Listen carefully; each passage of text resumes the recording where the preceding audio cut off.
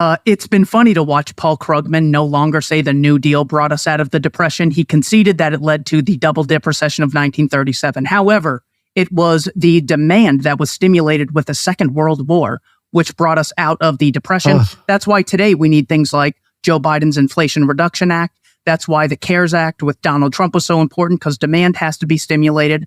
What, if anything, is wrong with this idea?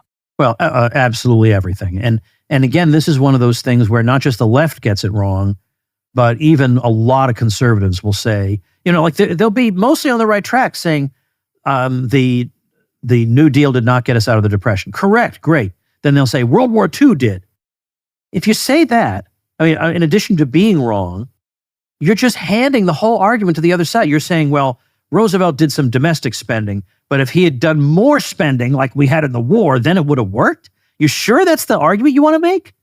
So thankfully, the guy who really started us all thinking on this, or we had been thinking about it, but who really, really did the charts and graphs and the numbers, is Robert Higgs.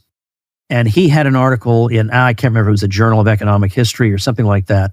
But the main title of the paper is Wartime Prosperity with a question mark. And I don't offhand recall the subtitle. But you read that article and you say, oh, whoa, wait a minute. Yes, everybody is misunderstanding this.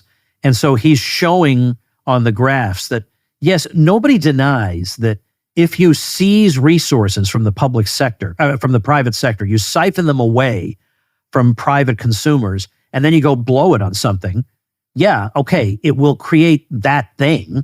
Like, we know that. But the point is that thing doesn't contribute to consumer welfare.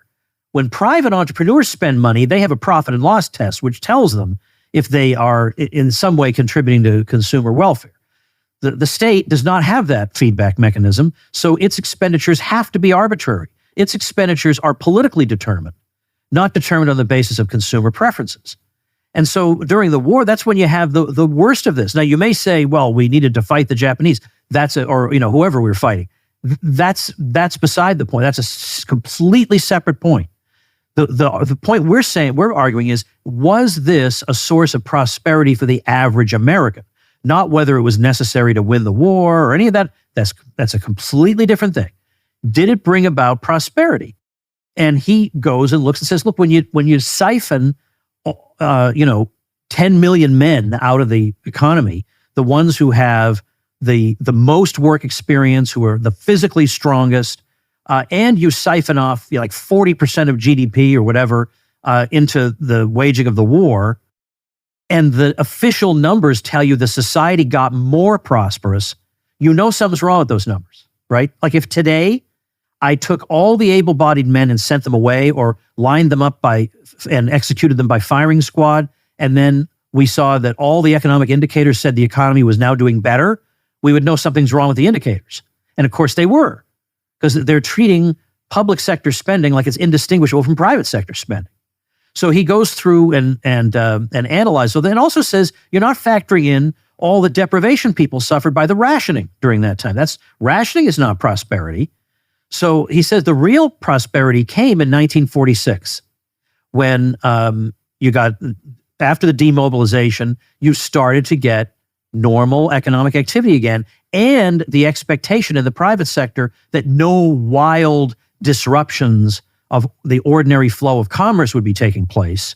That's when the prosperity occurs. Now, by the way, there's a very provocative article in the old Review of Austrian Economics by Richard Vedder and Lowell Galloway called The Great Depression of 1946. And that's tongue-in-cheek because, of course, there was no Great Depression of 1946. 1946 was probably the single most prosperous year in all of American history. So what do they mean, the Great Depression of 1946? They mean this is what happens when you blindly just read some numbers off a piece of paper. Because if you read the numbers off the piece of paper, the numbers don't look very good for 1946. But that's because the public side of the spending has collapsed because they're not waging the war anymore.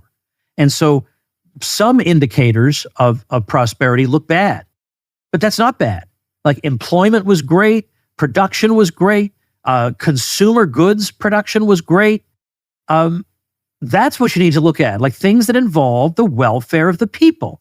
And if you look at that, you realize there's no depression in 1946. You'd have to be a dope to think that. You're looking at the numbers all wrong, as we had been during World War II. And I love what you said earlier about using time price as a better indicator rather than GDP. So yes, 400,000 American deaths and giving half of Europe to the Bolsheviks did not stimulate the economy. You make the excellent case here. Hey, you all, it's fundraising time again at the Libertarian Institute. We try not to do this to you too often, but business is business after all. I got a great group of guys and a gal at the Institute, and I got to pay them.